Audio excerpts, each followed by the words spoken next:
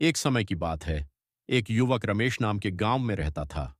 वह बहुत मेहनती था और जीवन में कुछ बड़ा हासिल करना चाहता था। लेकिन हर बार जब वह किसी काम में हाथ डालता उसे असफलता ही मिलती। वह निराश होकर सोचने लगा कि शायद किस्मत उसके साथ नहीं है। उसकी यह असफलता उसे भीतर से तोड़ने लगी। एक दिन रमेश को पता चला कि पास के जंगल में गौतम बुद्ध ठहरे हुए हैं। गांव के लोग बुद्ध के ज्ञान की प्रशंसा करते थे और कहते थे कि उनके उपदेश जीवन बदल सकते हैं। रमेश ने सोचा कि वह बुद्ध से जाकर अपनी समस्या का समाधान पूछेगा। अगली सुबह रमेश बुद्ध के पास पहुंचा और बोला, महात्मा, मैं बहुत मेहनत करता हूं, लेकिन हर बार असफल हो जाता हूं। कृपया मुझे बताइए कि मैं कैसे सफल हो सकता हूं। बुद्ध ने उसे ध्यान से देखा और कहा, सफलता बाहरी दुनिया में नहीं, बल्कि तुम्हारे भीतर है। तुम्हें कुछ गुणों को अपनाना होगा ताकि तुम सच्ची सफलता प्राप्त कर सको। रमेश ने बुद्ध से पूछा, कौन से गुण, महात्मा? बुद्ध ने मुस्कुराते हुए कहा, पहला गुण है सम्यक दृष्टि। जीवन को सही दृष्टिकोण से देखो। सफलता सिर्फ धन या प्रसिद्धि में नहीं है। असली सफलता मन की शांति और संतोष में है।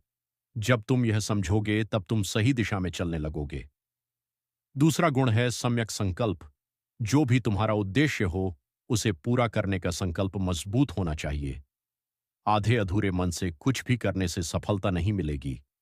जब तुम्हारा संकल्प स्पष्ट और दृढ़ होगा, तो असफलता तुम्हारे रास्ते में नहीं आएगी। तीसरा गुण है सम्यक वाणी। तुम्हारे शब्द बहुत ताकतवर होते हैं। हमेशा सत्य बोलो। दूसरों को कष्ट देने वाले शब्दों से बचो और अपनी वाणी का सही उपयोग करो। इससे न केवल तुम खुद को बेहतर बना सकोगे, बल्कि दूसरों के दिलों में भी जगह बना पाओगे। चौथा गुण है सम्यक कर्म। सफलता की कुंजी सही और नैतिक कर्मों में छिपी है। अगर तुम्हारे कर्म सही नहीं होंगे तो तुम्हें अस्थायी सफलता तो मिल सकती है, लेकिन वह तुम्हें स्थायी खुशी नहीं देगी। पांचवां गुण है सम्यक आजीविका। तुम्हें सही और नैतिक साधनों से जीवन यापन करना चाहिए। गलत तरीकों से कमाया हुआ धन और सफलता तुम्हारे जीवन में शांति नहीं लाएंगे, बल्कि और अधिक समस्याएं उत्पन्न करेंगे। छठा गुण है सम्यक प्रयास। बिना रुके सही दिशा में लगातार प्रयास करते रहो। सफलता एक दिन में नहीं मिलती, यह निरंतर प्रयास और धैर्य की मांग करती है। सातवां गुण है सम्यक स्मृति। अपने मन को वर्तमान में केंद्रित रखो। न भूतकाल की चिंता करो, न भविष्य की। जो वर्तमान में जीता है वही सही निर्णय ले सकता है। और अंतिम गुण है सम्यक समाधि। ध्यान के माध्यम से अपने मन को एकाग्र करो। जब तुम्हारा मन शांत और केंद्रित होगा, तब तुम्हारी सोच और निर्णय और भी स्पष्ट हो जाएंगे। रमेश ने बुद्ध की बातें ध्यान से सुनी और उनके बताए गए गुणों को अपने जीवन में अपनाने का निश्चय किया।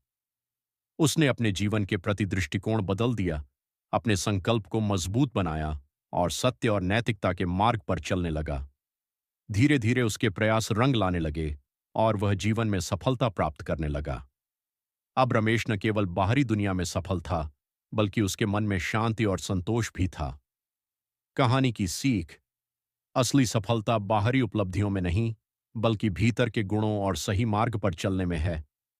जब हम सही दृष्टिकोण और नैतिकता के साथ प्रयास करते हैं, तो सफलता खुद ब खुद हमारे पास आती है।